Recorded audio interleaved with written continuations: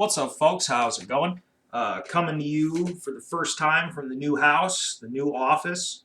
Uh, I have the studio I'm working on. I got the walls done, but I don't have anything in there yet. I don't have. I'm gonna get a slightly better camera, a slightly better microphone. Nothing crazy, but just make this a little bit less 2010. So please excuse the road noise from outside and all that. So I felt compelled to make this video today because, shit, I mean, events move so quickly, I got to talk about it while it's still fresh in my mind. Of course, I'm referring to the ongoing situation vis-a-vis the Ukraine and the Russian invasion, whatever is going on there. This whole thing is bizarre.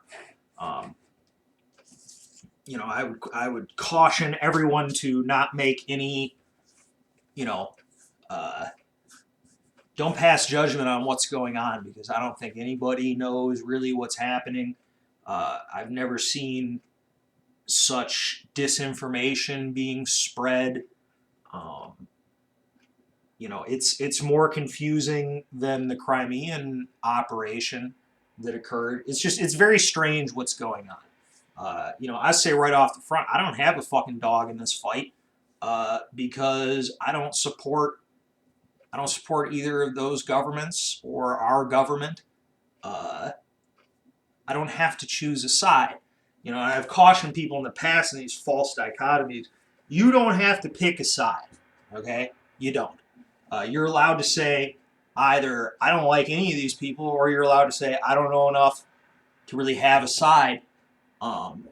You don't have to pick a side. I would prefer people weren't killed, but I don't know what the fuck is happening. That's the problem. It's been so confusing. It's like I'm seeing videos of, it's like, well, these are Russian tanks, and then another dude's like, well, no, those are actually, Ukrainian tanks, and I don't fucking know enough about, like, Soviet armor to fucking tell the differences between the different, like, variants of T-72 or whatever that the Ukrainians might have or the Russians might have. And you can't trust anything anybody's saying because it's all bullshit. It's very confusing. It's like, I don't know. You're watching the Ukrainian government say things like, we're winning, but they're surrounding Kiev. And it's like you watch the fucking, the live streams in Kiev, there's nothing happening.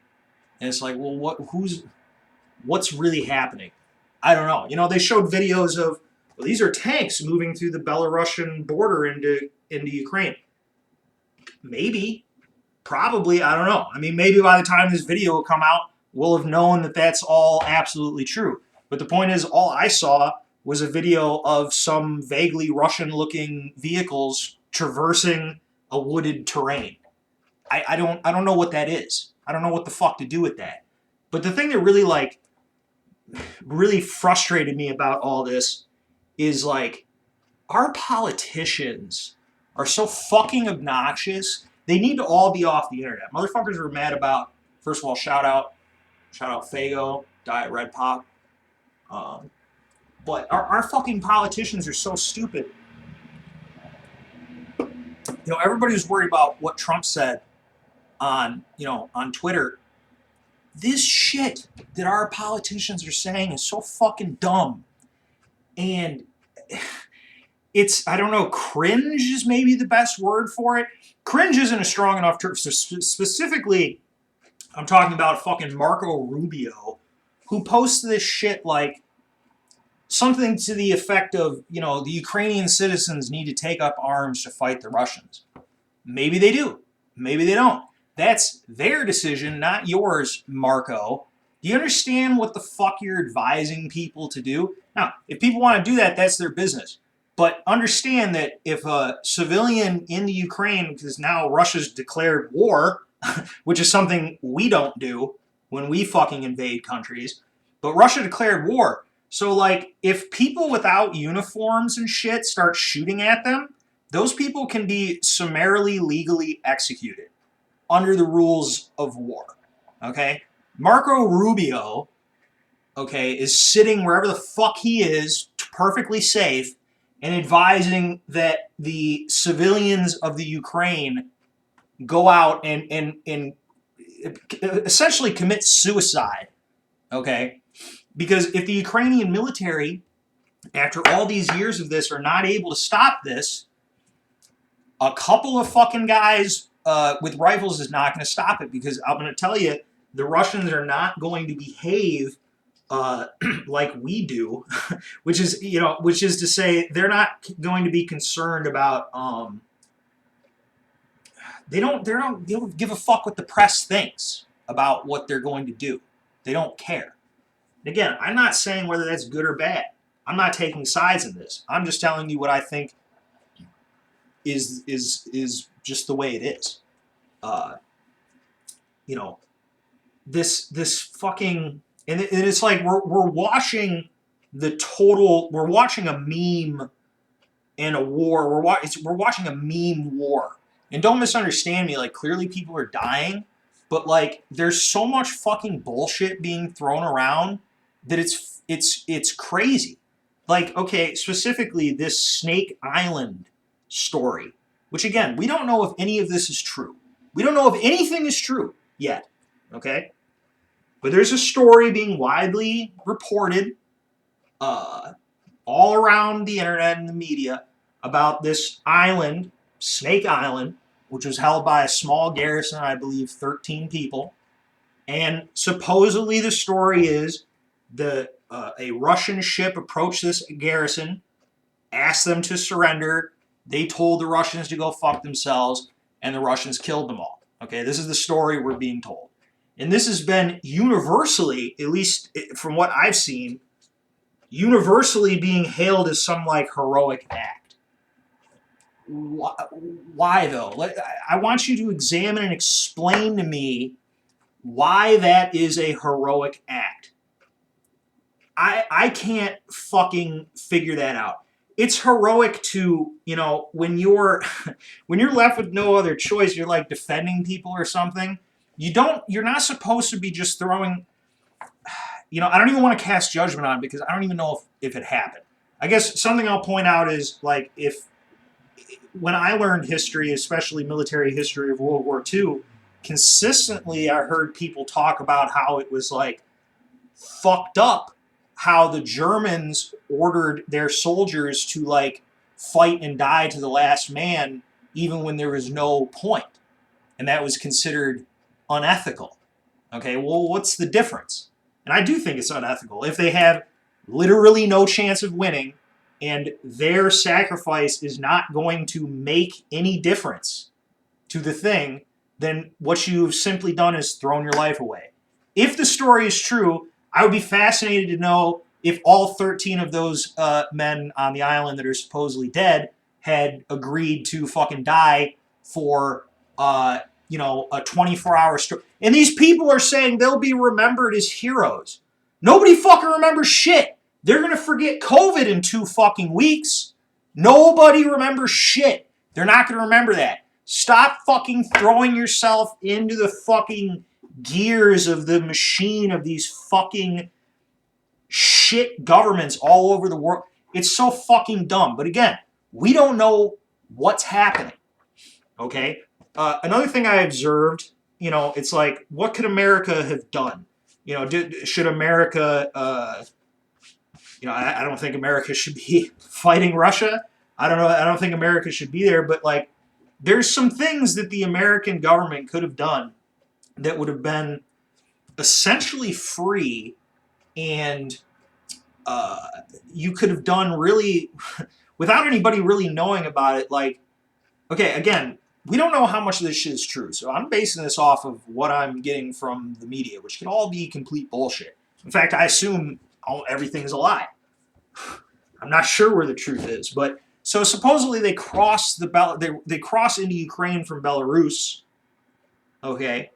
And I watched a reporter from the French news, the French's English news channel, talking about how he had been at the border a couple of days previously and remarked how even to him, a civilian, the defenses were minimal. Okay? Now, I will admit, I didn't expect Putin to invade the whole of the Ukraine. What I expected him to do was to invade those 2 provinces and, maybe fuck up their air force or something. But, we don't know where he's going. We don't know how far he's going. We don't know any of that yet. But anyway, this shit has been going on there since 2014. They've had eight years to do something, which could be, I don't know, you prime your main bridges over there. There's a video going around of these supposedly Russian tanks crossing this bridge under what is described as heavy fire.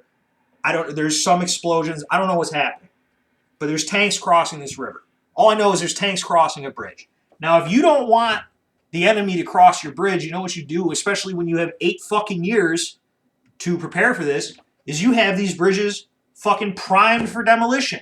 Why wasn't that done? That's not something that requires billions of dollars in congressional fucking aid for weapon systems. This is like a simple 100-year-old fucking tactic for denying the enemy movement. And if the Ukrainian government was not prepared to destroy their own bridges to stop a Russian fucking armored advance, then they're probably going to lose. If history tells us anything about how people, how these sorts of things play out. But it's you've had 8 fucking years, and you don't have, the shit is not mined.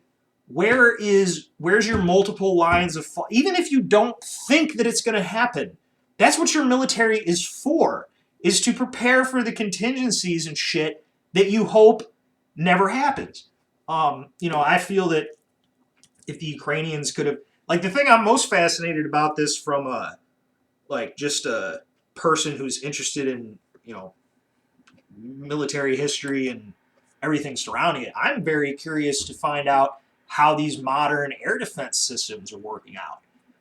It's unclear to me how they're working out. I think that's part of the reason why this information is so shitty, because all the players involved have some of their top systems in this theater, and they don't want everybody to know how well or not well they're performing. I would like to know how well the fucking air defenses are working. Apparently not that well, but maybe. I don't know. I would imagine if the Russians... I would think if the Russians had complete air superiority, they'll have this in the bag in 48 hours. If they don't have air superiority, I don't believe that the Ukrainians can, even if they fight super bravely, if the Russians have air superiority and are able to bring in airstrikes on them, it doesn't matter how brave you are, it's eventually you're going to lose. Unfortunately, that's just the way that it is. It's nothing against or for anybody. That's just what's going to happen. If the Ukrainian Air Force has ceased to exist, which by some measures seems to be the case, but the Russians haven't taken over the country, that brings into question, how much of the country are they actually looking to take over? I don't know. Maybe they're saying on Western media that they're surrounding Kiev when they're not, because it seems like Kiev is pretty close to the border. I don't know. It's all very strange. I'll tell you, Putin doesn't give a fuck what Western media thinks. He doesn't give a fuck about any of that. He's on some other type of shit. Okay, he's on some unite the Slavic people under one fucking banner type shit. Again, not saying this is right or wrong. I'm just telling you what is happening. So when you have an enemy or a adversary, it would be a better term here from our standpoint right now, should be the potential adversary who's driven, you have to recognize he's being driven by, he has different ideological goals and he sets different types of limitations on himself. He's not going to be concerned so much about what the media thinks. He's going to be very concerned probably about what his military thinks, his security services, his intelligence services, the people who have a lot of power in Russia. It matters to him what they think about the job he's doing. Other than that, he doesn't care. And, it's again, not saying if any of this is good or bad. The way I see it, Russia is already, they're talking about sanctions. Russia has like an economy like the size of Texas, okay? They're hated by everybody, rightly or wrongly, apparently, in the entire Western world. So why the fuck would he do anything based on whether we're going to be nicer or not nicer to him? It doesn't make any sense. Our government, or at least parts of it, have been blaming him for rigging the election in 2016. They blame the Russians, all this shit. He's already the bad guy. Why not fucking just go for broke? Shit. That might be his thought process. It might be part of it. He's a man that holds complete power, so sometimes decisions in that country will be made simply on the basis of how he feels about it. That's what you get when you have a society run by a strong man or whatever kind of dictator or whatever. That's how it is. But yeah, I'm very disgusted with our government's members of our government urging Ukrainian people to go sacrifice their lives. If they want to sacrifice their lives, that's their business. That's something they need to make their minds up about. You shouldn't be encouraging that, you fucking piece of shit. Shut up. Shut the fuck up. Stay off the internet. Shut the fuck up. Shut up about it. They're lighting everybody's, lighting their buildings, Ukraine colors and all this kind of shit. It's just so bizarre.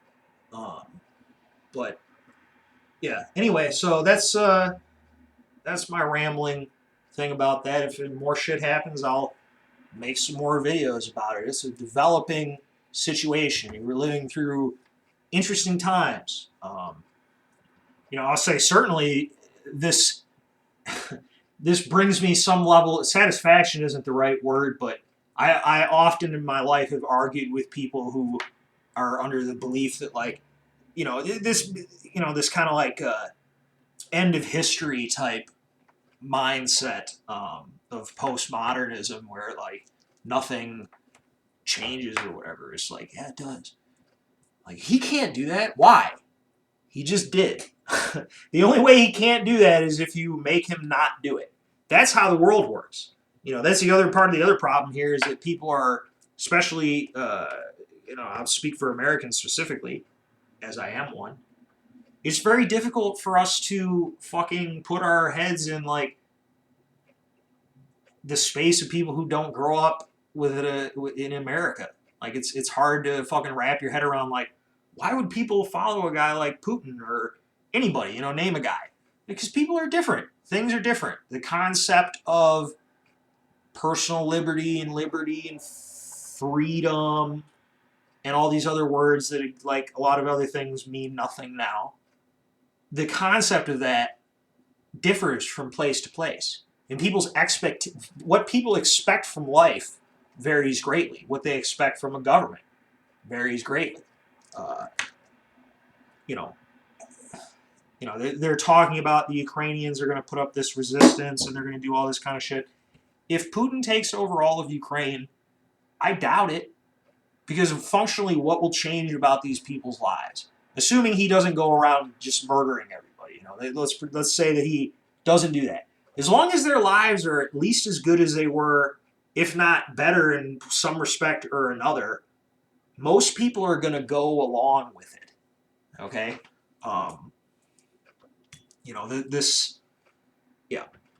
And the one-mindedness with which the various sectors of our government and media and everything is honed in on this should make you very suspicious of the whole thing.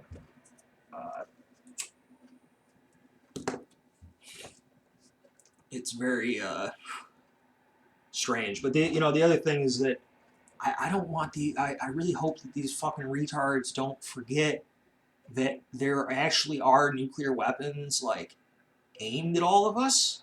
Okay? But the way they behave, one of my favorite schizo conspiracy theories is that nuclear weapons don't exist. But shit, man, when they act like this, They're acting like they don't exist. It's fucking ludicrous. I'm sorry, I'm rambling, but something else I saw where it's from the day before. It was like somebody from one of the embassies posted some fucking meme about. It was like a picture of Moscow in the year 1000 and a picture of Kiev in the year 1000. Like Moscow wasn't a city yet and Kiev was, or whatever. I mean, to my understanding, the same people who built Moscow are the same type of people who built Kiev, but it doesn't really matter because the point is it was posted like some kind of shit that some fucking 22-year-old girl would do. You can't fucking do that if you're working for the fucking embassy, but apparently you can't. If you want to say whatever you want, you can't have certain types of roles, okay? It's like when fucking Marco Rubio and all these people, Democrats, Republicans, all of them, go on TV and say this thing and that thing. Stop fucking talking. It's if Rachel Maddow or Tucker Carlson or Hannity or Don Lemon want to give an opinion, that's fine because they're just some fucking guy on the TV. You can't be a fucking senator for the supposedly the most powerful country on earth just running your fucking mouth saying any fucking thing. You can't be doing that. It's fucking insane. Our country, like people think that the country is being run by a senile old man. In reality, it's being run by apparently a bunch of petulant, like 20-something-year-old women that post fucking passive-aggressive memes, and they think they're going to win a Bantz war. They're going to win the banter war here with the fucking Russians. You're fucking stupid as shit. It doesn't even make any sense. If they believe their own fucking propaganda, then they know that isn't going to work. Apparently the Russians are so powerful that they're able to infiltrate and control the minds of the American people. Okay?